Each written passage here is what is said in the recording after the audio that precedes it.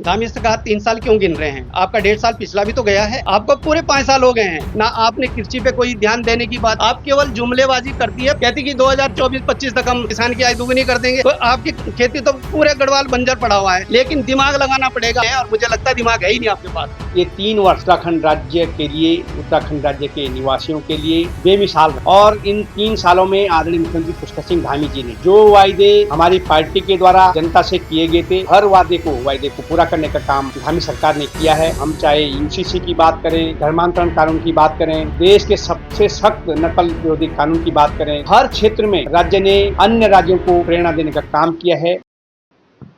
इसमें भी आपने बहुत बढ़िया प्रश्न किया। धामी से कहा 3 साल क्यों गिन रहे हैं? आपका 1.5 साल पिछला भी तो गया है। आपको पूरे 5 साल हो गए हैं और आप अब ये नहीं कह सकते उत्तराखंड की जनता के आगे कि मुझे मौका नहीं मिला। आपको पूरे 5 वर्ष मिले हैं और 5 वर्ष में आप फिसडी हुए हैं। आप चाहे स्वास्थ्य को लेकर देखें, अभी क्यारा गांव में अभी तक रोड नहीं पहुंची हुई है। ये आप ही के संज्ञान में चीजें हैं। और आप ये देखिए, अभी पगडंडियों से लेके एक महिला प्रसव पीड़ा के कारण उनको उठा के लाए लोग गाँव से, और रास्ते में ही उनके ब्लीडिंग ज़्यादा हो गई और उनकी डेथ हो गई।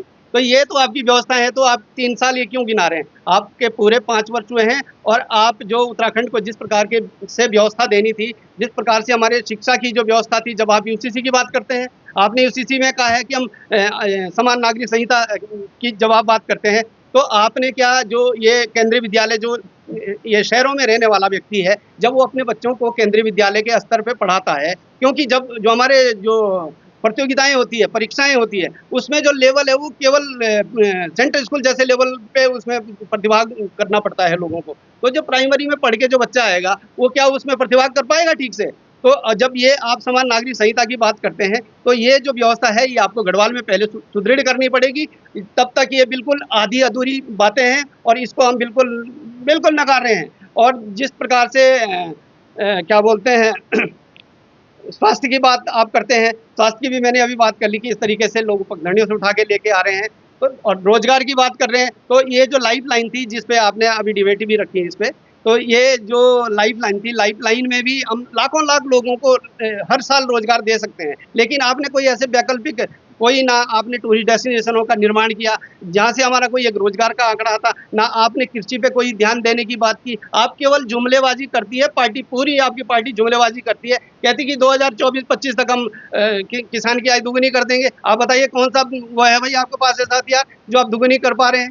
तो आपकी खेती तो पूरे गढ़वाल बंजर पड़ा हुआ है। जब आप गढ़वाल के लिए मैं धामी जी ये कहना चाहता हूँ, मिलना उसी जमीन से है, लेकिन दिमाग लगाना पड़ेगा। वो आप लोग दिमाग लगा नहीं रहे और मुझे लगता है दिमाग है ही नहीं आपके पास। यदि आपके पास दिमाग होता तो उस खेती को उपजाऊ बनाते। आज आपने वाइनरी की बात कर रहे हैं आप, जब हमारे वहाँ से फूड का जो हमारे फलों का जो प्रोडक्शन होगा, जब वो आएंगे तभी तो वाइनरी में हमें रॉ मटेरियल मिल पाएगा।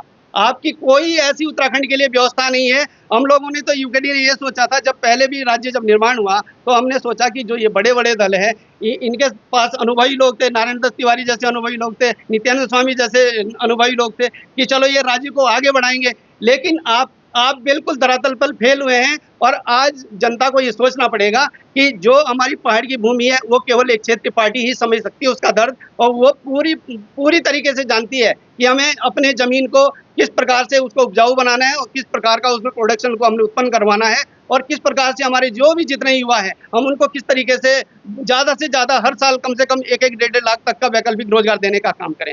ये सरकारों ने नहीं किया है और अब जनता को समझना पड़ेगा कि इन सरकारों जो ये पूर्व की दोनों सरकारें, कांग्रेस और भाजपा, इनको आप खदेड़ने का काम करिए। और जब ये आज इनका इतना जो मनोबल, इतना देखो ना आप, इतना अहंकार इनके अंदर पैदा हो गया कि ये जो हमारा संवैधानिक क्षेत्र है जो विधानसभा, उसमें भी ये अमर्यादित भाषाओं का प्रयोग करते हैं। तो ये जो बवंडर पूरे इनके वक्तव्यों से पूरे उत्तराखंड में फैला है, और आज दोषी ये यूकेडी को ठहराएंगे, कांग्रेस को ठहराएंगे?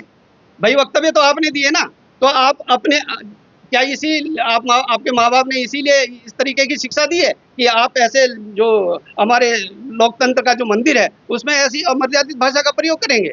और मैंने अभी कल ही के कोई एक इंटरव्यू था जिसमें मैंने इनका रीतू खंडूरी जी का भी इंटरव्यू देखा है। उसमें ये कहती हैं कि मैंने ऐसा क्या अमर्यादित काम कर दिया। मैडम, मैं आपको भी ये कहना चाहता हूँ, आपने अमर्यादित काम ये किया है कि जो वो कुर्सी है वो उसकी संविधान की पीठ है, ये आपको ध्यान रखना चाहिए।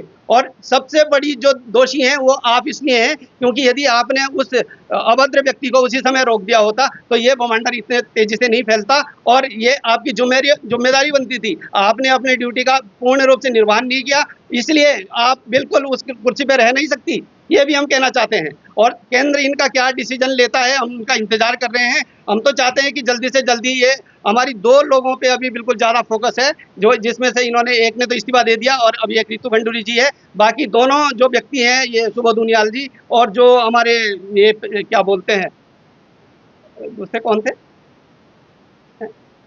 महेंद्र भट्ट जी, ये विधानसभा से बाहर की बातें हैं और इसमें कोई पीठ में यदि अपना केस दर्ज करेगा तो निश्चित रूप से इन पे भी कार्रवाई बनती है। उसके बाद तब उनके परिप्रेक्ष्य में सोचा जाएगा कि लोग उनको माफ करते हैं या उनको भी यही सजा देने के मूड में है। भारतीय जनता पार्टी की सरकार के आदरणीय मुख्यमंत्री पुष्कर सिंह धामी जी के नेतृत्व वाली सरकार की 23 मार्च को 3 वर्ष का कार्यकाल पूर्ण होने जा रहा है और ये 3 वर्ष उत्तराखंड राज्य के लिए, उत्तराखंड राज्य के निवासियों के लिए बेमिसाल रहे हैं।